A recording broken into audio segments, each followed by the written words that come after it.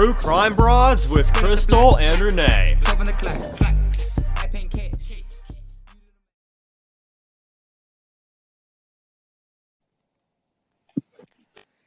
Hello, welcome to True Crime Broads. This is Crystal. And Renee. And we're so excited to be talking to you tonight. Thank you for joining us. And tonight we have a few different things to kind of go over. We've missed talking to you guys. It's kind of been a while since we've done a podcast. And we had our next episode, sort of our plans get postponed, but he's still going to be on. He just had some travel plans and some work stuff come up. But the private investigator and his partner, who used to be an NYPD homicide detective, he is still going to be on our show, just not this episode like we thought. So we're just going to go ahead and this will just be Renee and me tonight. So, today's 9/11, the anniversary of, can't believe it's been 19 years since the 9/11 terrorist attack. Isn't that crazy, Renee? It really is. My daughter, her birthday is September 10th.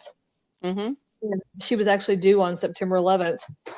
And anyway, so every year at her birthday, we get to think about, 9/11 and the events that happened. And we just, it's such a horrible memory for me. And I'm sure it's a horrible memory for everyone, that a lot of people like to, what were you doing on the day? And I just don't even join in, because it was so upsetting for me that I was at work and I was like, I don't know if you're letting us go home, but I'm leaving. Yeah. I was super scared and worried and scared for the kids. They were at school and I was just, it was horrible. So yeah, it was really, really the worst. I only had one child at the time and she was a baby and I was just freaked out. We were homeless because our house had sold in Dallas and our Frisco house was late. So we were staying at the Suites of America in Addison. And I remember Mike had left for work when I turned it on and saw the news. And it was just so scary because he was going to a tall building in downtown Dallas. And I was thinking, oh my gosh. And then when I talked to him later, he said it was so weird when he was driving to work. He said it sounded like War of the Worlds, when he was listening on the radio. He just couldn't believe what he was hearing on the way. So we just wanted to sort of acknowledge that today is the 9/11 anniversary, and it's talk about true crime. That's a huge one, and it impacted our country and everyone in it forever. So our hearts and thoughts go out to everybody who was affected by this directly, because those of us that were not affected directly, we didn't have a loved one that died in it, but it's still, haunted us all these years and affected us greatly. So we just wanted to acknowledge that at the start. And also today, my son drove to school for the first time. He just got his license last night. It's been a whirlwind few days getting his license. The COVID situation made it take longer. So we finally got around to it. And so sorry. Yeah, Renee, check your message. Okay. I responded. And so yeah. So that was kind of, and then just now he goes, I'm going to the Star. I was like, oh my gosh, he's going up there where there's traffic on a Friday night. I'm so scared. So I just got to let go, I guess. Yeah, it's really hard. I remember those days, but I told you, you're not going to see him hardly ever. I remember my parents would always tell the stories about when I first got a, driver's license, they could drive and got a car and everything. They would be like, oh man, we're out of bread. I'm like, I'll go get it. Oh, we need some milk. I'll go get it. So funny. Whatever you need, I'll go get it. And that's the way kids are. And it's funny. And then eventually they get to where you're like, oh, will you do me a favor and go do blah, blah, blah. And they're like, no. You're like, what happened to that excitement? I know. Yeah, exactly. Okay, so, tonight, obviously, we're here to talk about the Missy Bevers case. And, I know we've said this on just about every darn episode, is we have not gotten any updates from law enforcement, but we continue to dig. We continue to try to have good guests on who can help us dig and to gain some insight into this case. And, Renee and I have lately gone back to the original CSI report that was made the day of the murder, of course, and we sort of had some new stuff jump out at us. Renee, did you want to start with that? And then we can move on to the other topics. Are we starting off with the CSI report? If you want to, or we can skip it and come back. I'll let you decide where you want to start. Okay. Well, let's see. Well, there's a couple of things that we recently came up with. One of the things that we decided to do was to order the calls for service logs, and for the month of March of 2016 and the month of April 2016. And the pages consisted of 276 pages total, which is a lot. So it was something that you just couldn't get in an email. You had to get it printed out and, pay for it and all that good stuff. So anyway, I got those printed out and went through every single page and tried to highlight the different pages that seemed to stand out. So there's a couple of things that I learned about this. A couple of things that I learned from looking at this call log. So one of the things, and I sent you the ones too, so you'll know what I'm talking about. One of the things that I learned, they do a lot of different things, like they do neighborhood patrol. They do, of course, I mean, we know this, but these are the kind of things that I'm running across in this log. Business building checks, suspicious vehicles, jail duty checks, accidents, lots of accidents in here, traffic, suspicious vehicles. There's some arrests in here. There's all kinds of stuff in here. So in going through this, what I did was I looked for the address, and what they do is they log the addresses. They log the addresses for. I can't hear you. Did you do something different? Can you hear me now? Yes. They It's log the clear now. addresses. Sorry, my husband called. Okay. I don't know why, because he's here. So I don't know. Mm-hmm. But anyway, so they log the addresses in like if an address is like 112, they'll just put 100 Main Street. So they'll do that, and then what will happen after that is that they'll log it in as just that. You know what I'm saying? They'll just, I guess, the block, like 200, whatever. And so you have to go through and find the different ones that pertain to the location we're talking about, like the church and, maybe the businesses surrounding it, to see whatever happened. So anyway, fast forwarding to the ones for April 18th. I forgot to turn off my notification. I'm so sorry. And I can't do it now. Anyway. It's okay. I hate that when in the recording, when it has the sound, the ding and whatever. But anyway, so I went through there and looked at all the ones. And of course, I sent you the one for April 18th. And so I'll just, since I'm talking about it, I'll just go ahead and read it real quick. Hang on, almost there.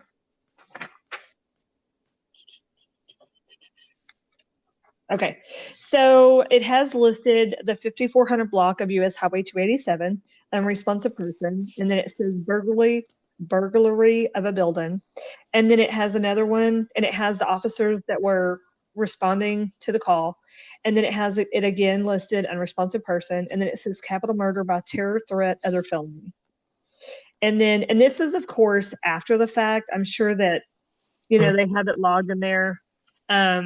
They have it logged in there about, taking the call, but I'm sure after the fact, because it says completed assignment. And then it has another one. It says 5400 block, same address, unresponsive person. And I guess they have to do that for each person that responds. Mm-hmm. I don't really understand why they do it like this, but they have one line for the burglary, one line for the capital murder, and then it's the same officer. So I don't really understand that. I don't know if it's important, but anyway, it lists 5 a.m. And I don't know if it could be that it's like 2 people called in and it's for the same thing. So they're still sending that same person for both of the calls. Maybe that's what it is. I'm not real sure.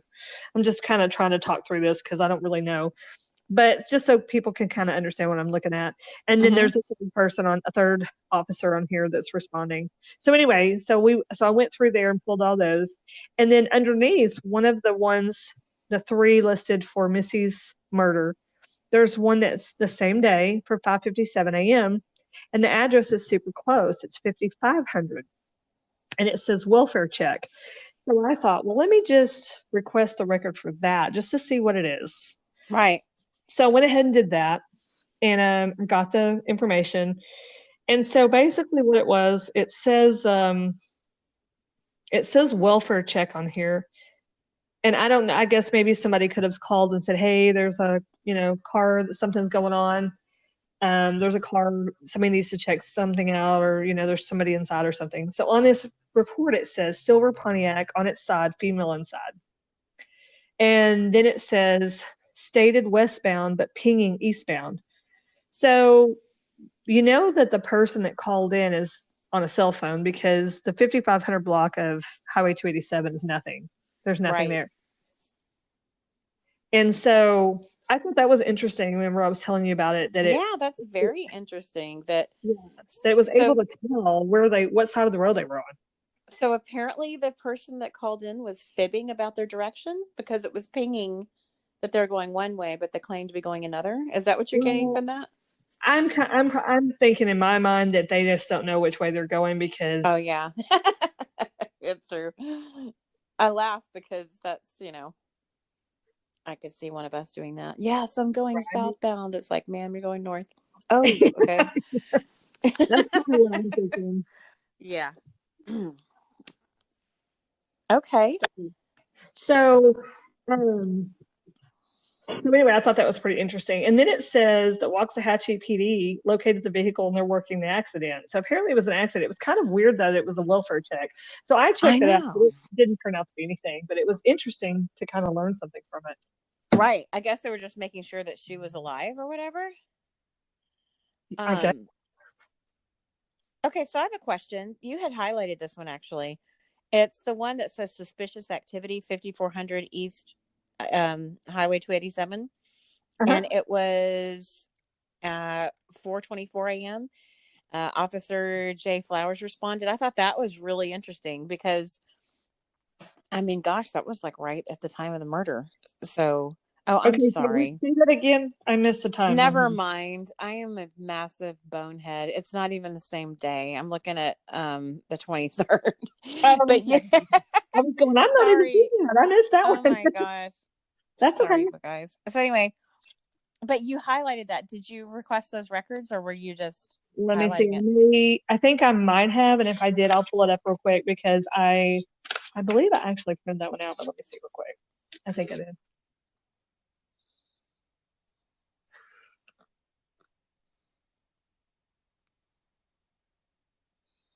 Yeah, let me scroll back to the correct date here.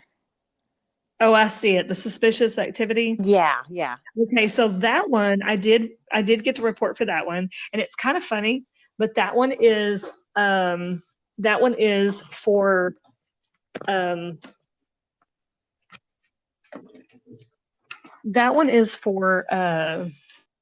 we're taking pictures of bluebonnets. Can you hear me? One? Yeah, that's funny. Yeah, that's the one. It was suspicious activity, and they were taking pictures of bluebonnets, and they checked the guy's information, took his driver's license and everything, and then he said, we're just taking family pictures of the bluebonnets. So apparently there must be some bluebonnets, I guess, around the church. I mean, I don't know. I've never noticed any, but I don't really, I don't know. But that's what it said, and they checked him out, and he went on his way. So. That was, and you know what? That's probably more typical of what goes on in Midlothian. Stolen bikes, people, reporting people for taking pictures of bluebonnets. And I mean, it's probably, I'm not saying there's no crime, because I'm sure there's theft and things like that. But yeah, It's pretty, Missy's murder definitely rocked that town, because when you look at these call logs, it's just none of it is, as murder. So. Right. And there were several times that I noticed that people were, they had done building checks. One of the things that I found interesting about it, though, is that they had done building checks and there was more than one officer. So my question would be, is it because the two are working together, or is it because there's two different police officers and two different vehicles driving around, or is there like one on foot and one driving around? I was just kind of curious why there's two. Mm-hmm. They usually send backup even for traffic tickets, so maybe that's what it was. But I mean, doing a building check, we're not talking about a call where somebody said something's going on over here. We're talking about just, doing, I'm driving around, I'm going to go over here and check out this building, make sure there's nothing going on. Is it typical for them too? I think so. I think they always have to have backup. I don't know though. Yeah, I mean, that's a good idea, of course, with the way things Mm-hmm. happen, but I was just Mm-hmm. curious. Yeah, I don't know though. Okay, so let's see here. What else were we going to cover? I think we covered some. There was a few more though that I was going to ask you about too, or not ask you about, but talk about if you want me to. Let's see. You said I was, but maybe I'm. There Well, was you a had few. yeah, you definitely had some stuff from the CSI report you wanted to talk about, and then I've got a small one. All right. So, okay. Sometimes it's kind of weird because we go through this. We go through a lot of questions with this case. Obviously, y'all know all the time, over and over and over. And there's been so much information that we've covered and so many things that we've talked about. Sometimes we kind of have to step back. I know me and you both have done this and be like, wait a minute, what was that? Or, so somebody asked a question. It was a really good question in our group, and they had mentioned something about how did the killer get through, after the murder, through the church without like tracking blood. And so we were all thinking that, well, maybe there wasn't like a lot of blood around. I mean, I know that sounds crazy that she was murdered as brutally as she was and there was no blood, but after the talk about being shot and things like that, we kind of started rethinking it. And I think you did, right? Because that's what I was like, well, maybe there really wasn't. You're exactly right. I did start to rethink it based on just kind of sort of like just some stuff that we've uncovered recently and things we heard earlier on, and just sort of piecing it all together, and then thinking about why was there not, and this goes back to what you were going to bring up in the CSI report, but if this person didn't, and this is graphic, so if you're close to Missy, please turn off this program right now.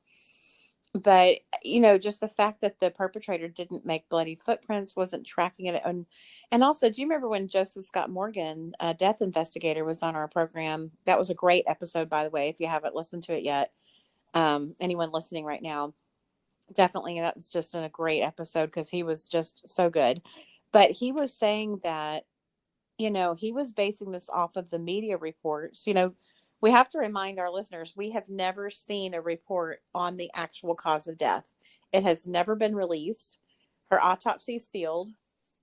So we're just going by the really vague description that we've gotten from law enforcement, which was puncture wounds to the head and chest. And so based on that, and the fact that you can kind of see that the perpetrator is carrying a hammer, and a lot of speculation was that the claw side of the hammer was used to attack Missy. And that could very well be true, that the hammer was the weapon. We've heard that there's probably a gun involved. So maybe it was both. But, when you look, we have talked so many times, and Renee, you've pointed this out really well before, that timeline is so tight. I started thinking that, and Joseph Scott Morgan mentioned that the perpetrator would be just absolutely covered in blood if she was bludgeoned in the way that we thought she was. But if you really look at how tight the timeline is, and then the new information about there potentially being a gun and her being killed by a gunshot, or at least being shot, whether or not that was a fatal wound or not, it just made me think maybe there was no bludgeoning. Maybe MPD was sort of playing fast and loose with their language when they said puncture wounds. Because they obviously do not want, they've gone to great lengths to make sure that the public does not know her exact manner of death. So we know she was murdered by that creature in that outfit in the church, but we don't know how. I mean, we've really just been speculating and trying to read the tea leaves of what Midlothian police has told us. So I have sort of changed my theory a little bit. I'm not saying I know this is true, but at this point, where we are right now, after all this research, I wouldn't be surprised if Missy was shot and that was it. Maybe 2 gunshots and the perpetrator escaped. And all this stuff that we've talked about over the years maybe didn't even happen with all the stabbing and everything. Right. Yeah, we're starting to it feels like there's a lot of things that we thought in the beginning, and it's all starting to kind of change in my mind. Like I said, I had thought in my mind that, well, maybe there wasn't any blood and that's how they were able to get out without there being any tracks or footprints or anything like that. But then I went over and looked at the CSI report, and I read it, and I was like, oh wow, okay, so I wasn't crazy, but I'll just read the last paragraph. It said the person that was talking in this is Sergeant Joe M. Fitzgerald, and he was responding to the call to come to the church, and he talks about talking to people in the beginning, and then at the very end here, he talks about walking into the church and whatever he sees, and he said he was in charge of the crime scene control log. The tape was marking off a South Breeze Way entrance for the church. Inside the yellow tape was I'm sorry. I read that and I was like, what? Inside the yellow tape was a 4-door Ford truck. The truck was positioned facing west underneath the awning. The front passenger door and truck bed lid were open. The truck was bearing, and I'm assuming that was a license plate and they removed it. I was met by Commander Kevin Johnson. Commander Johnson and I briefly spoke, and I was directed to MPD CID Sergeant Tim Scott. Sergeant Tim Scott led by Ellis County CST Cringen and I into the church. We walked through the South Breezeway doors into the main foyer to the north side of the church. I saw a white female laying on her back. She was wearing workout-style clothes. There were large areas of pooled blood and pieces of broken glass scattered all over the floor. After viewing the body, we were asked to process the truck under the awning. And so I read that, and I was like, okay, so that, for whatever reason, something that we had learned, and it could have been about about her possibility of her being shot, that in my mind, I thought, well, maybe there wasn't a lot of blood, so that's how they didn't track anything in or get it, whatever. But obviously now we can see that there was large areas of pooled blood and pieces of broken glass scattered all over the floor. Mm-hmm. So that tells me that I'm back to thinking, how did this happen without them getting footprints everywhere or whatever, Well, yeah, and a gunshot to the head and chest or the head and back or whatever happened to poor Missy, it would generate pooled blood for sure. But right. I'm starting to think that the way Joseph Scott Morgan described how what condition the perpetrator would be in after, that type of close-up stabbing, they would just be absolutely saturated in blood. And I really don't get the impression that the perpetrator was. If they were, one reason I don't think they were is that would be so much easier to catch a person. I would think that, but then again, they would have to know who it was to be able to get the blood off their outfit and their car. I don't know. It's just a huge mystery to this day. I'm really shocked. I was telling someone today, I cannot believe it's been 4.5 years and we're baffled. I think the scariest part is I'm afraid that the police are baffled too. But I guess us being baffled is not that big of a deal. But I hope law enforcement's not as baffled as we're afraid that they are. And that's not a bad thing. I'm not saying it's their fault. I'm just saying that it's just a huge mystery. And it must, I just can't imagine who would do this to her. And the people close to her don't know. Her best friends have no idea. Her family, no idea. What is up with that? That is really interesting. I see that a lot, though. I've, obviously I watch a lot of true crime on TV sometimes, and I say I watch a lot. I actually listen more than I do watch because I used to be able to sit in front of the TV and watch TV, but I have a hard time doing that anymore. So I'll turn it on and I'll just listen to it. But same thing, whatever. Mm-hmm. I'm still hearing it. And you hear all the time that the family and friends are just like, I have no idea who it could be. Like, I don't know who could have killed her, him, or whatever. Yeah. And everybody's just shocked when they find out who it is. They're like, wow, I did not know that person felt like that or whatever. Yeah, that's true. That's true. I hadn't thought of it that way. But and I was looking at an NPR article from 2015 and National Public Radio article, and it said open cases, why 1/3 of murders in America go unsolved. And that really just made me stop and worry for a minute, because if 1/3 of our nation's murders go unsolved, I sure hope Missy's does not land in that category. I really want hers to get solved. I want them all to get solved, of course, but it says here, if you're murdered in America, there's a 1 in 3 chance that the police won't identify your killer. And it's a pretty interesting article. I won't read it on the air, but if anyone wants to check it out, it's from March 30th, 2015, and it's called Open Cases, Why 1/3 of the Murders in America Solved. It's from NPR. So, anyway, yeah, that's just a really crazy statistic. And were you going to go over something about SWFA, or did you want me to tell my part of the CSI document, or what did you want to do next? You can tell your part of the CSI, and then I'll do that afterwards. Okay, sounds good. My part of the CSI was, you know, how we had talked on a previous podcast about how there's this huge section that's redacted, and it says Renee Bird Jones had contacted Fitzgerald, the author of this report, and he was actually the one at the scene processing everything.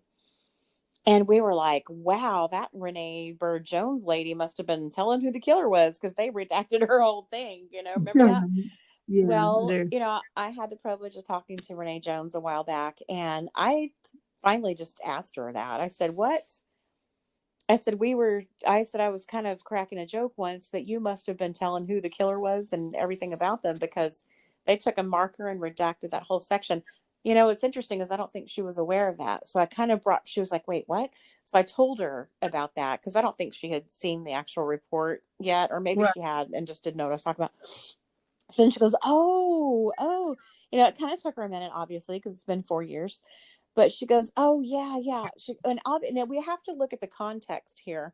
Missy and Renee were extremely close. And when someone close to you is murdered and you just found out about it and you're super rattled and freaked out, you're probably just sort of vomiting everything out of your mouth that you know, right?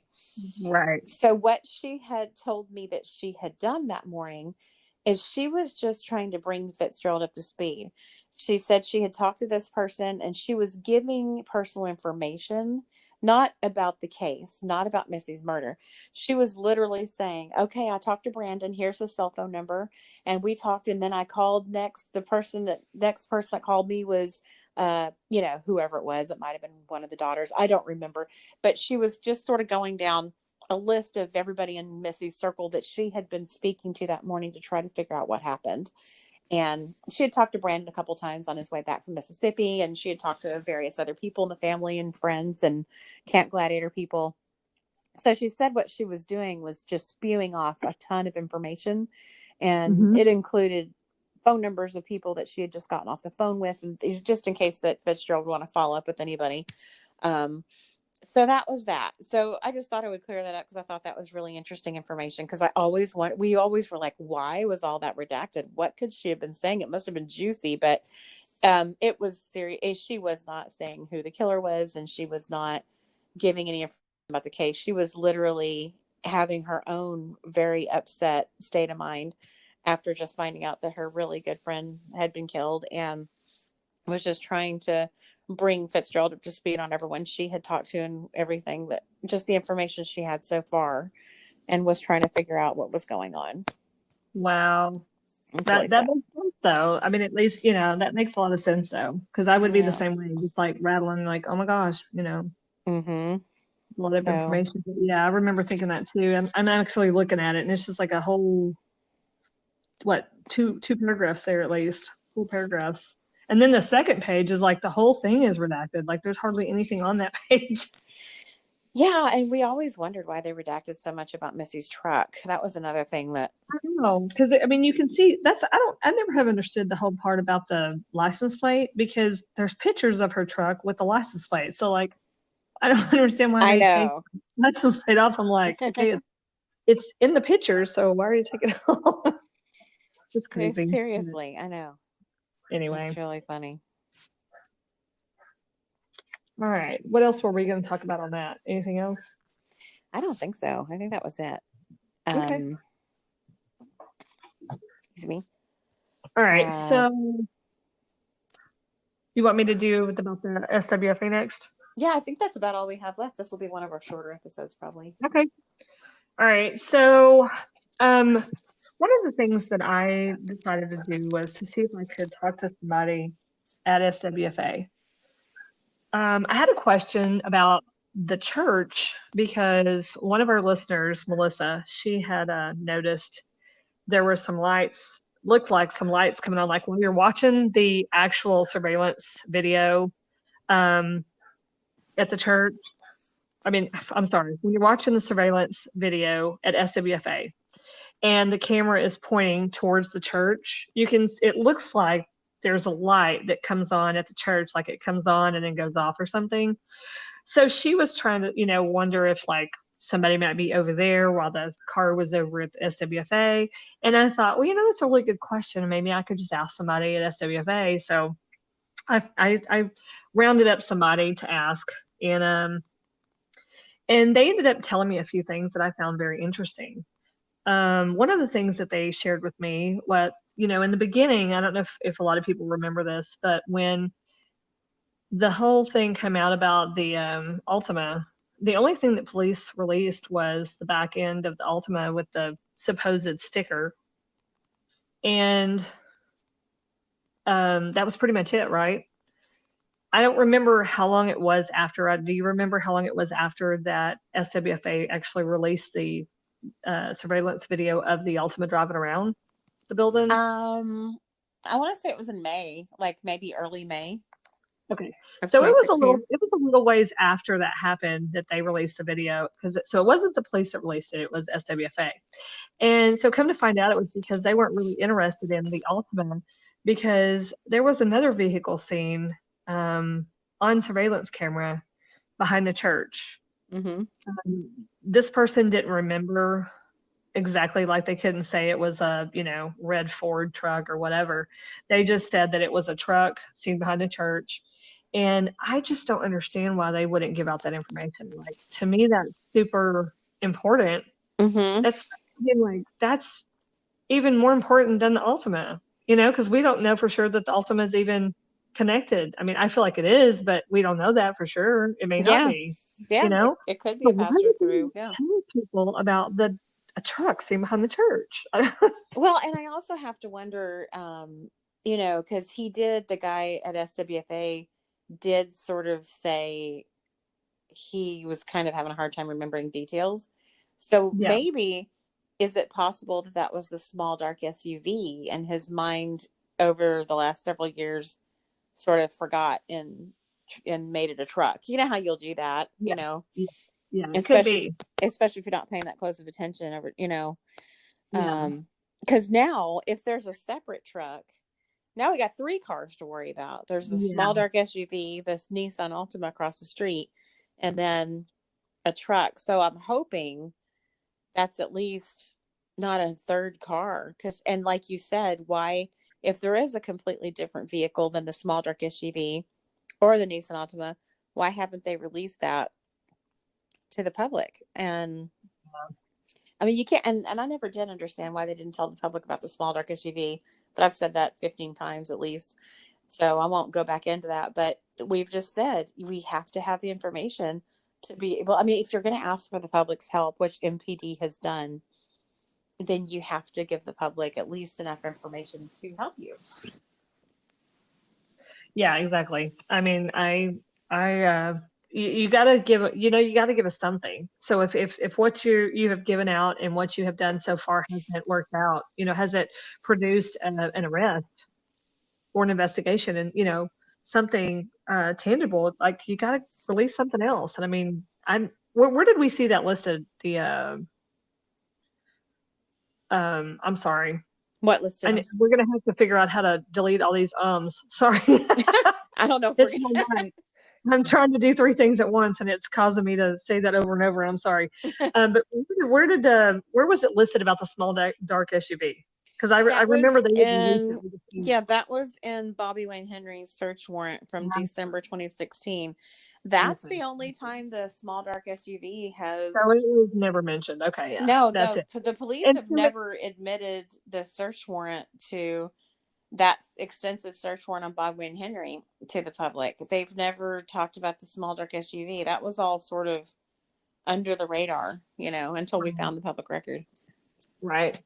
Yeah. So, I mean, that's pretty interesting that, they had heard something about that, and that there was one scene, and it also says that there's a possibility that there was some camera working, maybe at the back of the building, the back of the church, Mm-hmm. or I don't know exactly how it was seen, but he mentioned that, and then obviously there's the dark SUV, so maybe they were one and the same, and they just blamed it on somebody seeing it leaving. I know we've talked about this on a previous podcast, but it's been a long time. But you remember at the very, very, very beginning, there was that one little news blurb where they said that they could see, MPD admitted that they could see the perpetrator's car parked. And Yes, in the distance, but they didn't want to say yeah, anything 'cause they, it's too. yes, they said we're not even comfortable just giving a description because we don't even know, we can't even identify a make, we're not confident we can identify a make or model, something to that effect. So let's talk about that for a second. I don't understand the whole concept of that. So like the outside cameras weren't working. So what camera was it that picked up on it, and what camera was it that you could sort of see it but not really? I'm so Well, confused. I mean, I know we don't know, but what do you think? I assumed that the perp's car would be on the other side of the church, not the awning area or the main Right. entrance where, Mm-hmm. the awning area where Missy came in or the main doors. I'm thinking it was the opposite side of the church so that she couldn't see. And so Right. that the Which on, makes sense. and traffic going by couldn't see. And, so I assumed when I first heard that report 4.5 years ago, that one that they weren't confident that they could even give the maker model. I figured they only got a sliver of it because it was that how the cameras are at the entrances. I figured it was that back entrance camera was picking up the interior camera that was pointing out was just picking up a tiny bit of that parking spot. You know what I mean? Well, okay, so what I'm trying to figure out is, okay, so the doors back there are not like, obviously the front entrance has got the two Mm-hmm. big doors, and then the awning has got the whole awning area, and then it's got the doors that you walk into, and then you walk into the little foyer, whatever you call it, and then the other doors. So I get there being one that would be there that you could see through, or one in the main entrance that you could see through. But the doors on the back of the church are completely different. So I don't see how anything on the inside of that would allow you to see outside. Do you know what I'm saying? Because they're like solid doors. They're not like glass doors. Yeah, that's true. Now I was thinking that there is a set of glass doors on the back side of the church, but now I've got myself wondering after you said that. So I'll have to look at a map of the church again, but not the kitchen door where the perpetrator supposedly broke in. But I thought that there was on the back side an entrance that had some windows, not quite as much as the front entrances, but something Well, at there might have least. been some. I think that they have like the little, I don't know what they call them, but the little windows that you can just kind of look through. But I Mm-hmm. don't think they had like an actual, like a solid glass. I mean, from what I remember, because I drove around the church, I've driven around the church probably 2 times. Mm-hmm. I don't remember seeing any glass doors like that. I just remember seeing like Okay. solid metal doors or steel Mm-hmm. doors, whatever. And then like maybe, Do you remember the now, one where you go ahead. have to walk up steps to go in? Yes. Now that's what I was going to say. Maybe that one, That's kind of what but I'm thinking. maybe that would be it. But I don't know. I'm trying to remember. I don't remember there being parking spots. Like we have to look at it again. Maybe there is. Not that they parked in a parking spot, but I'm just saying, Yeah. what would be their reason Parking for legally having was it? probably the least of their worries, I'm sure. But yeah, Right. I'm thinking that somebody that attended that church for many, many years swore up and down to us that they heard from the elders and that the cops had been open with them about everything and said that the perpetrator entered through those doors, the one I just described that has the steps that go up to it. Mm-hmm. So that kind of threw me for a loop for a while because that guy really sounded like he knew what he was talking about. He's in the groups. You know who I'm talking about, Richard. Right. Mm-hmm. And he's gone to that church for many, many, many years. And he was just very confident that that's where the perp came in. But then we heard that the perp came in the kitchen. So I'm not even 100% convinced, I'm sure, where the perp entered. We do know that there was a broken window at the kitchen, but That doesn't Where, necessarily, where did we hear that? And it could have been this. And I'm just thinking this through. It could have been they could have broken in two doors, Mm-hmm. because even if like you break into the church, let's say you break into the church and you can't go out the door you came in for whatever reason, and then you can't even get out the other one, because even though you're on the inside, it's still locked where you can't, you know what I'm saying, where you can't get out. Mm-hmm. So maybe they broke into two doors so that they knew they for sure they had two ways out of the back of the building. I don't know. Just a thought. Mm-hmm. But that one picture that we seen, um, where it looks like the whole thing is like broken, like you know what I'm saying? That there was the lock, the door handle, everything was completely gone. You remember that? Yes, and we talked Yeah. about that. We were saying, I Yeah. wonder if the perpetrator removed it, or more than likely, I think MPD probably took the doorknob removed it and took it in for fingerprinting. I don't know. Yeah, that's a good Or to possibility. check for fingerprints, I mean. And of course, the picture was probably taken for, you know, um, advertise. You know what I mean? News purposes or whatever. You know, like Yeah. the broken door or whatever. Mm-hmm. But anyway, I just found that interesting that that they seen, the different doors, and we still don't know which door they came through, which door the perp, went into. I'm starting to wonder if we know anything about this case, honestly, No, because exactly. because MPD hasn't really told us a whole heck of a lot, and you know, and there's been no updates in forever, and they're not talking to the press. There's been no press conferences. I mean, goodness.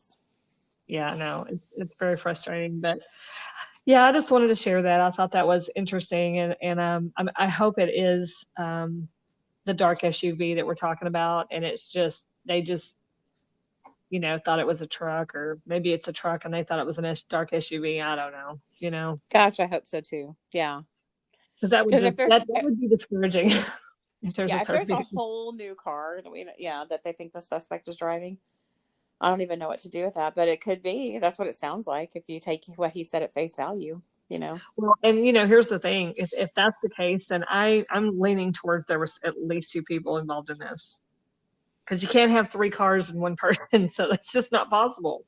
You can't even have three cars and two people, honestly. But I don't think there's two. I don't think there's three cars. I think that maybe the second vehicle just got described differently by different people or something. Mm-hmm. That's what I think. I hope And so. of course, we obviously don't even know that the Ultima was involved, but it's just super suspicious that the vehicle is driving around the, SWFA in a suspicious way, and you know, right around the time that the camera is triggered at the church, Mm-hmm. and doesn't record anything, but it's triggered. I guess it turned on, and I guess it reports, the camera turned on at this time or whatever. And then not long after that, then the perp breaks into the church, and then Missy's murdered. So I mean, it does kind of all sound like it's all intertwined, but I still. find that interesting that MPD hasn't admitted or said anything about that camera being triggered. We learned that from the Google, um, the Oh, geofencing yeah, search geofencing. warrant. That's true. I forgot about that one. Yeah, There's just so many another things to think tidbit that with. they didn't share. It's really strange. I mean, on one hand, we totally understand the need for police to keep something close to their vest. I get it. But on the other hand, when you have this murder, and it has been, it'll be 4.5 years, the 18th of this month. Mm-hmm. And, we haven't heard from them since 2019. And I'm sure they still have people calling in and, saying, oh, my neighbor Mark's life her, whatever. I mean, I get it. They Mm-hmm. have to take all that stuff out. I get it. But, you know, And release some what more about information. it bringing out all the kooks? Like, I'm not going to mention any names, but there's some pretty nutty people in the groups that have, and I don't mean a little nutty. I mean, we're talking like crazy people. And, they badger MPD. So Yeah. I don't, I really don't blame them for not being in front of the podium very often, because I'm sure that these people, you know, I say people, it's pretty singular. There's that one that's really out there. That, I mean, they have to hear from those people. And I think there is more than one, actually. We talked about it earlier. Um, but these people probably get stirred up by hearing about the case, and then they call and say really crazy stuff, So I don't know. Um, I don't know what to think, but I wish NPD would give an update and just sort of push all the crazy people aside and let the public hear what's going on, just so that it could trigger someone's, just hearing it. Like you've always said, you make a great point. If they would just release a tiny bit more of the video, that could make someone go, oh wait, I do know somebody that looks like that. I didn't notice it until I saw them from this angle. Yeah, exactly. Or how about, Mm. and I know I've said this before, but when Captain Span said at that very, very first press conference, he said emphatically, we have video of the perpetrator walking down a hallway after the murder, presumably to leave the way he or she came in. I Yeah, mean, exactly. show us that, they're Yeah, going to be walking totally differently than they were when they were just lollygagging around the church, right, waiting for her exactly. to arrive. So I know I've Yeah, said that on other episodes, but I still mean it. And I wish that, and if that's not true, then I wish that we knew that too. But I really think that must be true. He said that with a lot of confidence. I mean, I know it was right. the first day. She had just been murdered a few hours before that press conference. So if everything's not perfectly accurate, that's understandable. But he sounded like he knew what he was talking about. He said, oh yes, we have footage of the perpetrator walking down a hallway, presumably to leave the way he came in. I think at that point, they were still just using male pronouns. They hadn't had that big revelation that, hey, this might be a female. That was a couple days later. But Yeah, yeah, that's true. so I don't That's know. true. But I just think Um, that's very I, interesting that, you know, they do have video apparently of the perpetrator leaving, not leaving as in walking out a door, but going down the hallway to get out of there. And I just escape. find that, yeah, how did that never come up again? That's never been discussed. If I was a part of the official Mm, media, I mean, we're just moms at the podcast, right? But I mean, if I was actually exactly.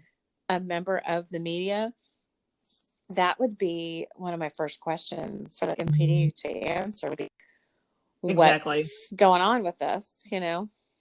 Right. That it would be mine too. Like, can you explain this? And then, put the mic in their face. Say, hello, we want to know because, Mm-hmm. it hasn't been solved, so it can't. I don't think it can hurt anything at this point. Uh, I almost forgot, and I'm sure you did too, because it's been a long day. But I posted that we were going to have an upcoming episode, and asked if anybody had any questions, and we had a few good questions. So I thought I would ask those real quick. yes, for sure. So one of our listeners, Shannon, she asked a question. She seems to recall at one time the perp was suspected of taping the murder. Mm-hmm. What do you think about that? I think that came from a search warrant because they were trying to get probable cause for something early on. And I remember there being talk about a GoPro. Remember that? Yes. And then some people, and 4.5 years later, it's easy to inaccuracies that were from the police early on just because they didn't know yet. And also, of course, in search warrants, they're going to be a lot more broad. They're going to say, I do remember there being a search warrant where they said that they had reason to believe that the perpetrator had filmed part of the murder. And so I think that's where that came from. But then there was also rumors, I think, about there being a GoPro. And then some people went so far as to say that the GoPro was attached to the helmet, and that was the light that we were seeing, which I disagree. I really think that was just a flashlight, but on the helmet. But it could have been. I mean, who knows? But I just remember a lot of talk about the perp either used. I think the search warrant said they used their cell phone to film it, but then later it seems like there was some kind of a backtracking or a clarification from MPD that they don't think it was filmed. That's kind of foggy to me, though. This is what I remember, and I agree with what you just said. I think that they worded it in the search warrant so as to include Mm-hmm. any Mm-hmm. Google location, camera, recording devices, and there was some other kind of device they mentioned, and I forgot what it was. Maybe walkie-talkies. That's what it was.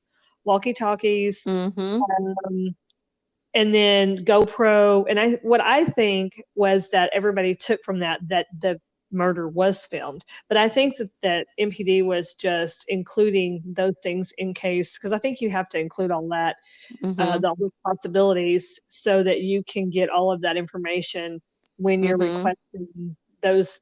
You know what I'm saying? When you're requesting that information, you have to include every Mm-hmm. possibility. Mm-hmm. So that's kind of what I think. So it kind of goes along with what you said. I think they included all of those possibilities so as Mm-hmm. to be able to get all the information they needed, but that Mm-hmm. doesn't mean it necessarily happened.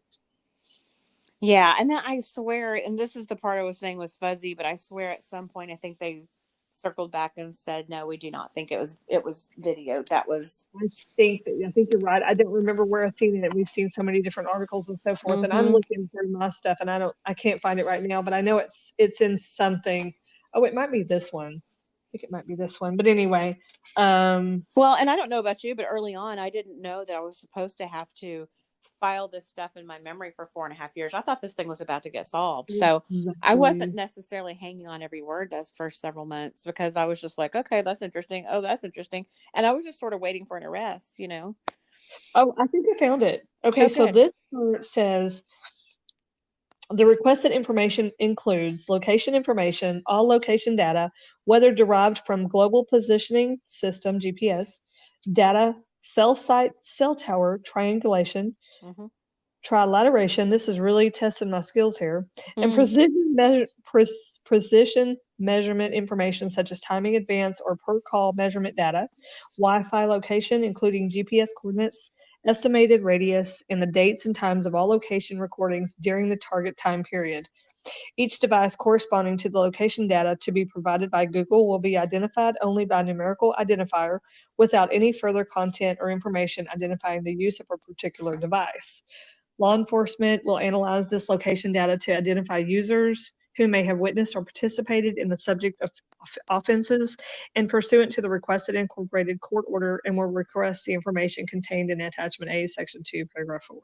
Mm-hmm. Anyway, it's basically just saying that they're trying to include all of that. And then I think there's another part in here that tells about the GoPro. See here it mentions Google additional location coordinates for the time period that fall outside the target location. I know I read it in here somewhere. It talks about all of that different stuff, different things that could have been used. And I didn't think I had this, but I do have it. So I was going to at least see if I could find it so I could give her a good answer on top of what we already said. Okay, so here it says, it talks about the Google search. This is actually the end of it. Anyway, it just basically, from what I remember, and it's hard to go through here because it's a pretty large packet here. It basically says, see right here, it talks about mobile devices with Google account user has enabled Google location services. Mm-hmm. Google can also collect location data from non-Android devices if the device is registered to a Google account and the user has location services enabled. And then it says they use information location-based advertising, location-based search results. Location information is derived from GPS data, Wi-Fi access points. I mean, they're basically covering all. Oh, here it is. Digital cameras, including cellular telephones, frequently stored GPS coordinates, including where a photo was taken in the metadata of image file. So they're Mm-hmm. trying to cover all their bases. Mm-hmm. This is where it talks about photos, videos, computer files sent via email. I mean, they're basically covering, they don't know that any of these things happened. They're just trying to cover their bases, is what I'm gathering from all this information here. Right. And that makes total sense that they would do that. Sorry, that And was a here's long answer, something. but I thought I would just read it. Here's something interesting from local NBC DFW. I found an article from April 22nd, 2016, and this goes along with what we're talking about. It says, the headline says, head wound killed Midlothian fitness instructor. Now, head wound, that's vague. That could be a gunshot. That could be a claw side of a hammer. That could be all kinds of things. And this is an article too where they're talking about seizing her truck, but there was something I wanted to bring out in here. Hang on, sorry. The one thing that doesn't fit is the bludgeoning. Yeah, that's true. But I don't know if MPD, did they ever say bludgeoning? I think that, I'm like you. We've looked at so much stuff now. I can't say who said what anymore. I don't think that came from police. I think that came from the rest of us. Okay. It says here in the search warrant dated April 18th, police said Bevers was, quote, deceased from a head wound, end quote, and that the person in the video, quote, used an unknown instrument to cause the death of Terry Bevers at this location, end quote. Unknown instrument, we just all assumed was whatever the perpetrator had in their vest or was carrying, like was it maybe the hammer, and they're not sure because the murder wasn't on camera. But I'm just really starting to think that the gun was probably that one piece of evidence that Kevin Johnson used to talk about that they wanted to withhold. And I was really adamant, and I know you were too, about us not talking about the gun earlier on because we felt like that's disrespectful because police wanted to keep it a secret. But now it's just blown up. Everyone's talking about it. So we're just kind of like, what the heck at this point, right? Here's the other part of this interesting article I wanted to bring out. The Dallas County Medical Examiner completed an autopsy on Bevers Tuesday. Here's the part that's interesting. But police are not releasing her specific cause of death, citing the ongoing investigation. By withholding that information, police said they retain a strategic advantage in the investigation. I guess they think that that's what was happening. So they thought it would help. And here's another thing. And this is kind of a golden article I stumbled across. They also talk in it about how on Wednesday, Midlothian police said that they were being assisted by the ATF and the Texas Rangers and the FBI. But the thing that's interesting about the ATF being there is, wouldn't that almost have to be for a gunshot? I mean, why else would they be there? If somebody had bludgeoned somebody with a hammer or some other tool, as they put it, then you wouldn't need the ATF there. And remember, they brought that dog. What was the dog's name? We used to always say it. Tim always said it. Oh, yeah. I can hear him saying it, but I can't hear the word. I can't think of the name of the dog. But anyway, they had this dog that works for the ATF who came and sniffed, obviously for gunpowder, residue or whatever. So anyway, I just thought that this is kind of an interesting article. It's from NBCDFW.com, and it is from April 22nd, 2016, written at noon, published at noon. So anyway, yeah, the ATF being on the scene.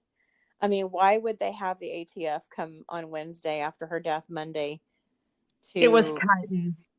What? Yes, Titan. Thank you. Mm-hmm. Titan, the sniffing dog, bless his heart. And so yeah, that's another reason why I'm leaning farther and farther away from the bludgeoning and more into the gunshot death. Right.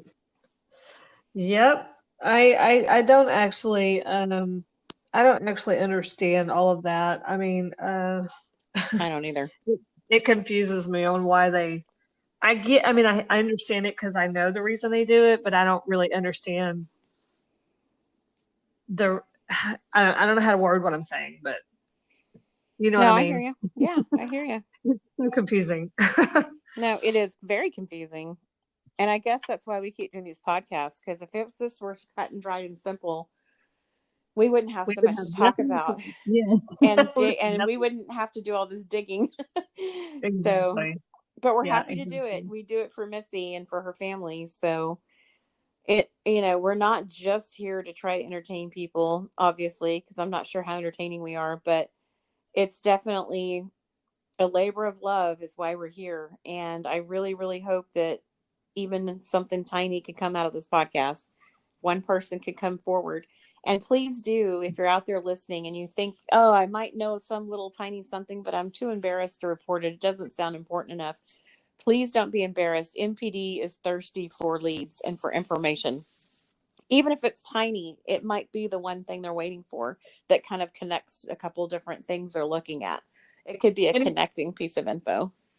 yeah, and and what they're wanting is actual information about the case. Like they have had so many tips about, like I said, and I'm not making fun of anybody because I can imagine if I seen somebody that walked exactly like, a killer, I would be like, oh wow. But they've gotten way more speculation than they ever thought that they couldn't even handle it all. There were so many calls from all over the country with speculation, oh my, but somebody that you actually know is connected, something that, happened or something that you heard, something like that. That's the kind of information they're wanting. They're not wanting, and remind me, where did we hear that? Where did we hear this? Is there some article or something?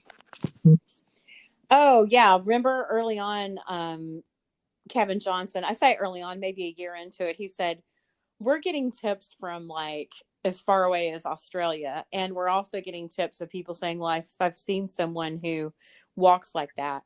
And that's not what they want. They don't want people's opinions and people's like wild guesses. They really want you to call in with information that you have that's directly a part of the case. Like you Right. really, really, really think that this is who did it for a good reason, not just because I mean, I don't know. I really don't know how to describe. Yeah, I know what you're saying. That's what I was trying to say. It's, you don't want to just say, oh, I saw this lady at the grocery store and she walks just like the killer.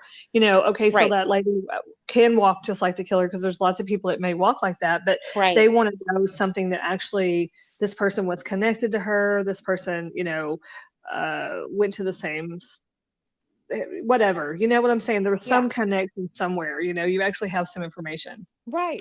Exactly. And like if someone knows that someone was connected to Missy and acting weird, blah, blah, blah, something that has to do with something local, especially.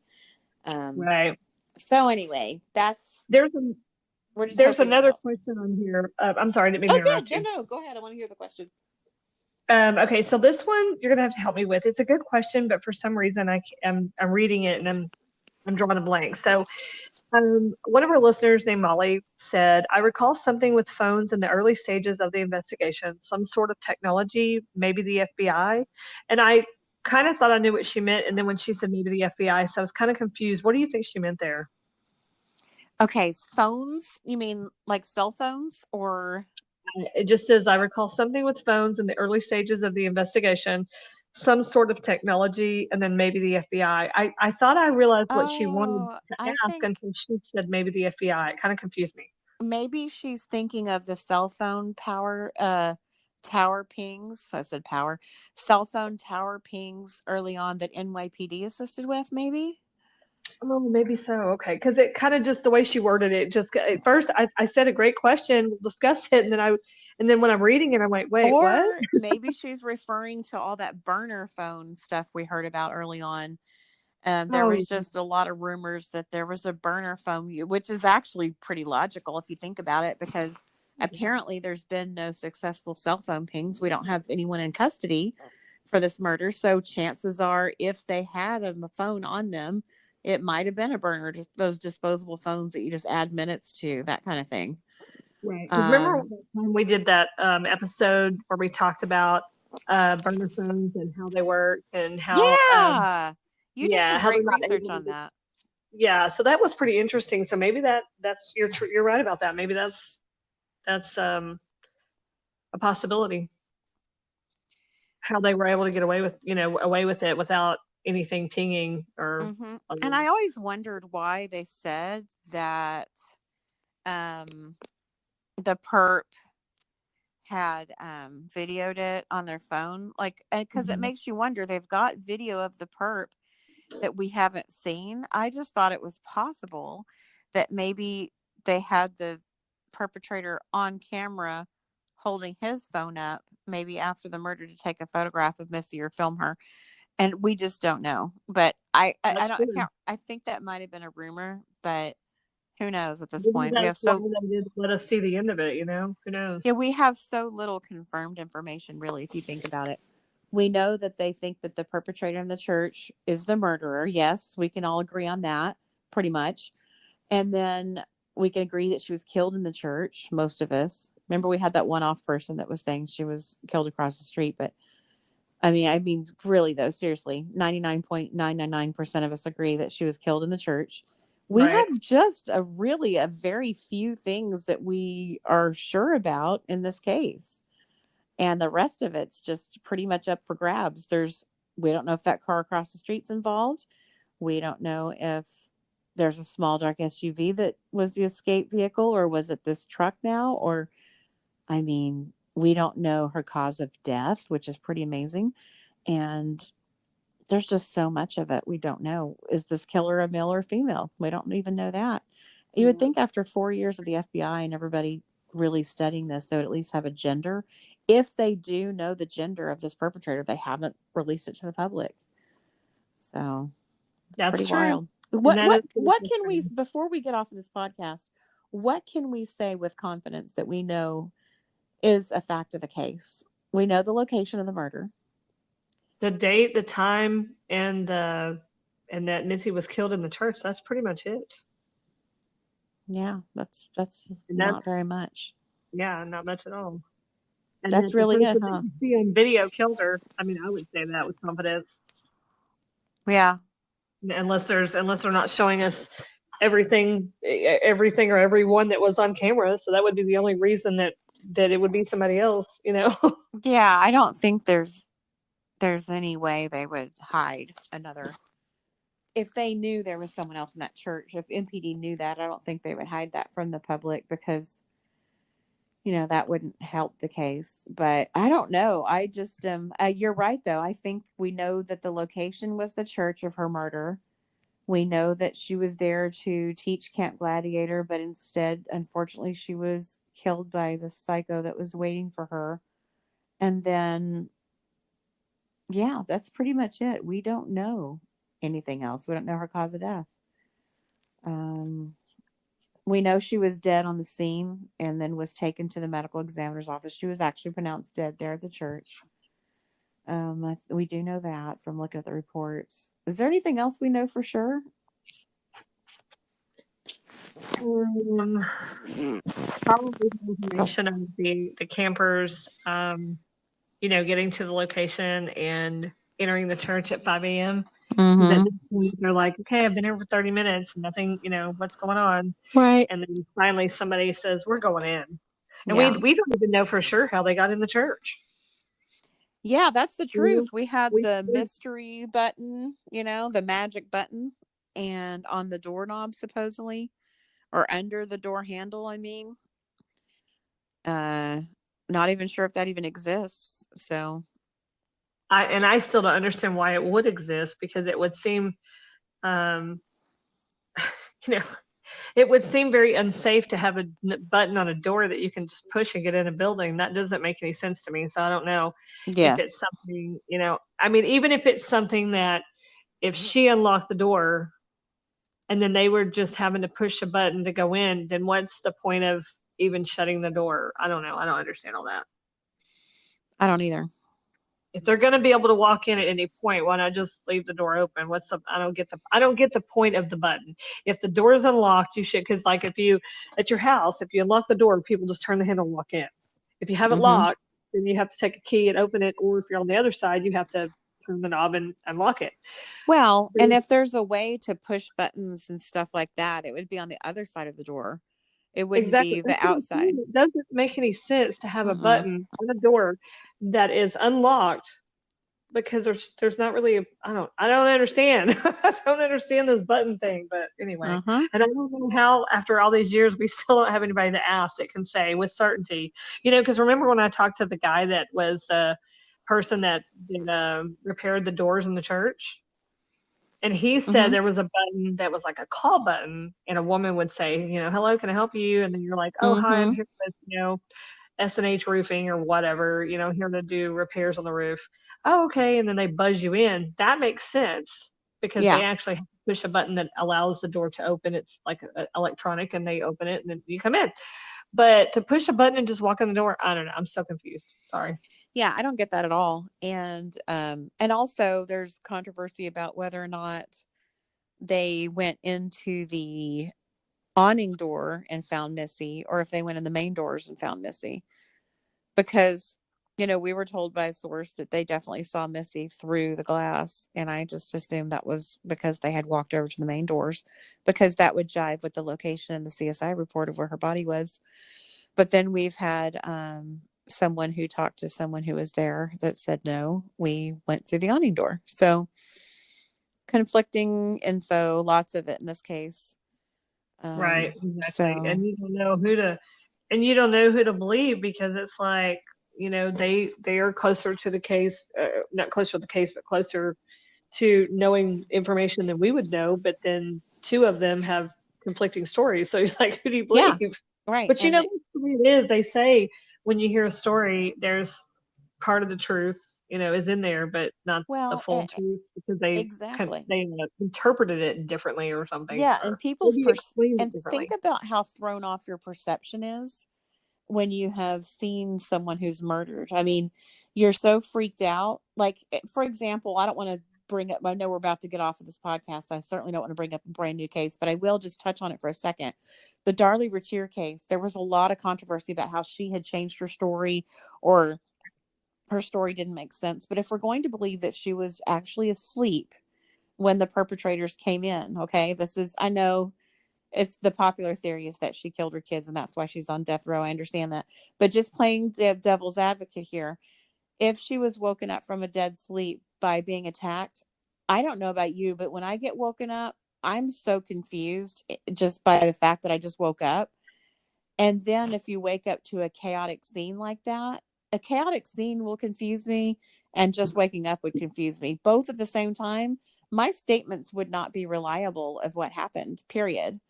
And I'm thinking that the trauma of seeing Missy there in the condition that her body was in, thinking that their friend, their trainer, that was about to have a wonderful class, but instead she's laying there dead, that would throw my perception off of what's going on for sure. Yeah. I No, just that might makes not. sense. I would be rattled and reporting things incorrectly. I pulled in one night. Carter and I had gone to pick up pizza. This is about a year ago, and I'm pulling into the driveway, and my cat had gotten out while we were gone, and my cat was face to face with a bobcat. We have a lot of wildlife in this area because not that long ago, Mhm. Frisco was all farmland, and they cleared it all out and built houses, and now we have wildlife popping up in our yards occasionally. And there was a bobcat was face to face with my wimpy house cat, and I was so freaked out because bobcats have killed so many dogs and cats in our neighborhood, so many pets. It's just, when I saw that, I just panicked. They were nose to nose, just checking each other out. They weren't fighting, they were just watching each other. And so I thought I started screaming, and I went in, and so here's this, and I laid on my horn, and luckily my horn made the bobcat run. It went under Mike's car and then out the other side. Well, Wow. when I went inside to tell Mike, I was like, there was a bobcat in the yard, and it was face to face with Theodore and blah, blah, blah. And I was telling it, and I told Mike everything that happened. I said, yeah, I just started screaming and honking the horn. And Carter goes, you didn't scream at all. You didn't make one sound. So I was doing like that silent scream, like I was screaming in my mind, but I was so Mhm. panicked that I told the story totally wrong. So if I was giving that, like, let's say that it was a person that had been murdered, and it wasn't just my cat being nose to nose with a bobcat. If I was telling that story and I told it that incorrectly, police would be like, oh, what else is this lady hiding? But Right. honestly, when people are panicking and they're really that scared, I don't think their statements are reliable. And and that just reminded me of that. So I'm just thinking, if we hear from people who were supposedly at the scene or were at the scene, I'm okay with that. I don't think one of Yeah. them is. Well, Yeah, that makes sense. yeah, I would be that way because you and I talked about it. If we were at that scene, I would have left. I would have just said, I will come back when MPD's here, because I would have thought the perpetrator might still be in the building. I would have been Oh, so freaked out. I would have been like, I'm yeah. impressed that those people stayed, honestly. I am too because and I say that I feel like I would have taken off screaming, got in my car, and I would have just took off but I've actually surprised myself with certain situations where I can't think of anything, but I just know that in my mind that this has happened in the past, that there's been situations where I've handled them differently than I thought I would. So maybe they were just, reacting in a different kind of way. But I think that you're right about the, telling your story and what happened. I can see that would be, because it's confusion. Everybody's like freaking out. Everybody's, who knows? People are probably screaming. I mean, I know I would be screaming like you said. I would definitely be screaming. I would be hysterical. Being that scared will throw people off. Oh yeah, I agree. I totally agree. So anyway, yeah. So on that note, I guess, are we finished? So abrupt. So. I'm sorry. I'm like, so are we done? I didn't mean that. That's not much of a segue. I think we covered more than we had planned to cover. So yeah. Yeah, we've been on this thing more than an hour, and we were talking about having like a 30-minute podcast. So we definitely found stuff to talk about. When we get into talking about stuff, we get interested in it. We're just able to talk and talk. So yeah, no kidding. Well, hopefully next time we're on the air, we're going to have our private investigator on, and I believe his partner's also going to be joining us. So. And if that gets postponed again due to their work schedule and travel schedule, then we will try to find something else interesting to discuss with you guys. So thank you.